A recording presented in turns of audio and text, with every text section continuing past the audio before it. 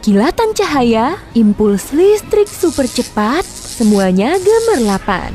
Oh, bukan kok. Ini bukan badai petir atau burrito raksasa yang kamu makan. Tapi kamu sendiri. Iya, kamu baru saja menguap, mengirimkan gelombang energi kuat melalui tubuh. Coba ulangi lagi menguapnya. Akan kujelaskan prosesnya. Awalnya, udara dan aku, si mungil yang kamu lihat di sini, masuk ke mulut dan lubang hidung. Satu lubang hidung saja ya, karena lubang satunya beristirahat dengan sendirinya. Kamu lagi makan ya? Jangan menghirup napas sambil menelan pizza. Cuma bayi yang bisa melakukan dua hal ini sekaligus. Kamu sudah sampai di faring.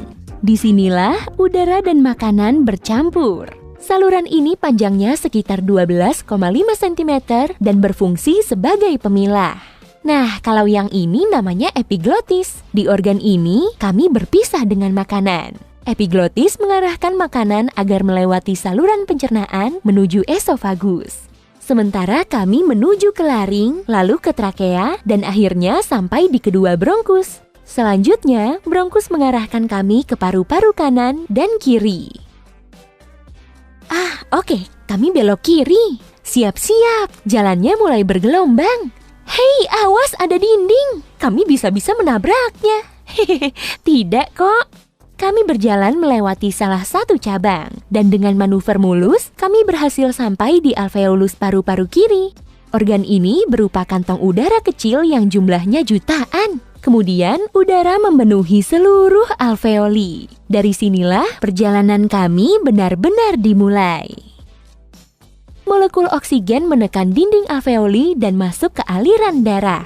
Wuhuu! Kami terpompa melalui pembuluh vena paru-paru dan langsung masuk ke serambi kiri jantung. Di serambi ini, darah yang membawa kami kaya akan oksigen. Kemudian, darah ini masuk ke aorta, pembuluh arteri terbesar di tubuhmu. Diameternya bisa mencapai 2,5 cm. Aliran di dalam pembuluh ini juga sangat kuat, sehingga perjalanan kami akan menegangkan. Oke, siap? Yeeha!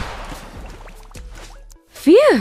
Oke, kami sampai di arteri lain yang alirannya lebih tenang. Selanjutnya, kami menuju kemana ya? Aorta menyuplai darah yang kaya oksigen ke arteri lain melalui seluruh tubuh. Sepertinya kami bergerak ke atas, pasti menuju otak. Betul. Oh, wow, kamu lihat? Itu percikan dan kilatan yang tadi kusebutkan. Lokasinya ada di sini, terus bermunculan di sepanjang jalan menuju otak, organ vitalmu. Karena kami memberinya oksigen, percikan dan kilatan ini menerangi jalan. Inilah yang disebut koneksi neuron, sinyal yang dikirim menuju organ dan bagian tubuh. Otak mengendalikan seluruh tubuh dan memerlukan banyak oksigen agar tetap sehat. Saat kami bergerak melalui otak, molekul-molekul gas oksigen di sekitar kami menjadi berkurang dan digantikan oleh CO2, hasil samping dari proses pernapasan. Gerakan kami melambat dan pembuluh yang kami lalui semakin mengecil. Kami mulai meninggalkan pembuluh arteri dan masuk ke pembuluh kapiler atau pembuluh darah terkecil. Pembuluh ini mengendalikan agar setiap bagian otak dan kepalamu mendapat asupan energi yang diperlukan. Akhirnya kami tiba di ujung perjalanan. Tidak ada oksigen yang tersisa, cuma ada CO2. Perlahan tapi pasti, kami berbalik arah dan bersiap untuk melakukan perjalanan kembali menuju jantung. Tapi selagi di sini, kami akan melihat bagian lain dari tubuh. Tadi aku sudah menyiapkan dan melepaskan pelacak saat memasuki bronkus. Nah, langsung saja. Oke, pelacaknya mulai mendekati lapisan lambung. Sepertinya pizza yang tadi kamu makan membuat sistem peredaran darah membesarkan pembuluh darah di sekitar lambung. Akibatnya ada banyak darah yang mengalir masuk.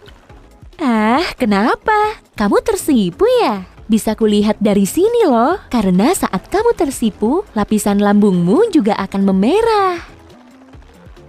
Nah, ayo lihat juga pelacak lainnya. Si pelacak sudah memasuki pembuluh arteri ginjal. Pembuluh ini membawa kami ke ginjal. Wah, perjalanannya pasti akan seru.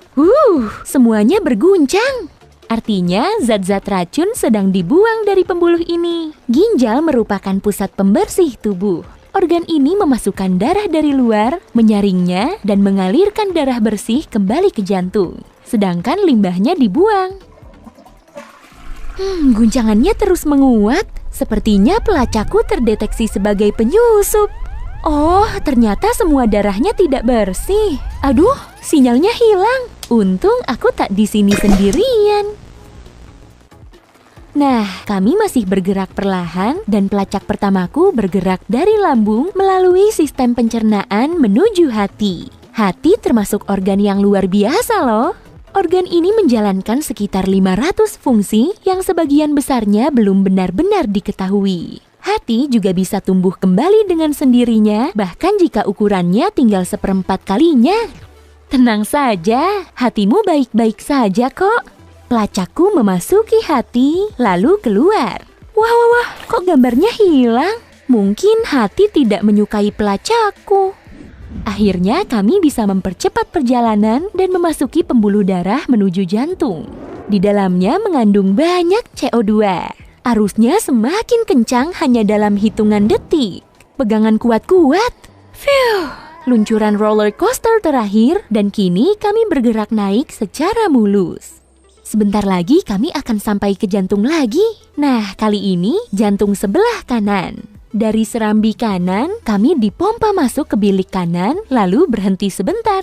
Bilik berkontraksi, lalu kami terpompa menuju pembuluh darah jantung, menuju ke paru-paru lagi. Dengan memacu kecepatan, kami melalui aliran darah, melambat kembali dan berada di salah satu alveoli lagi. Lihat, ada oksigen. Gas ini menekan dinding pembuluh dan kami didorong keluar bersama dengan karbon dioksida. Naik ke bronkus, mengumpulkan CO2 lain saat meluncur ke saluran udara. Tapi tunggu, kenapa aku didorong ke sini lagi? Ada apa? Oh, jangan-jangan. Kamu usil ih. Kamu tahu, kecepatan bersin bisa mencapai 160 km per jam. Dan sebesar itulah kecepatan terbangku saat ini. Akhirnya perjalananku berhenti juga. Setidaknya aku sudah di luar.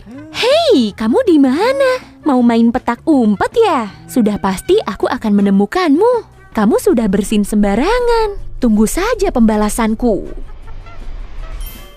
Hei, jika kamu belajar hal baru hari ini, klik tombol suka di video ini lalu bagikan pada teman-temanmu. Inilah beberapa video menarik lainnya yang bisa kamu tonton. Klik saja video di salah satu sisi layar.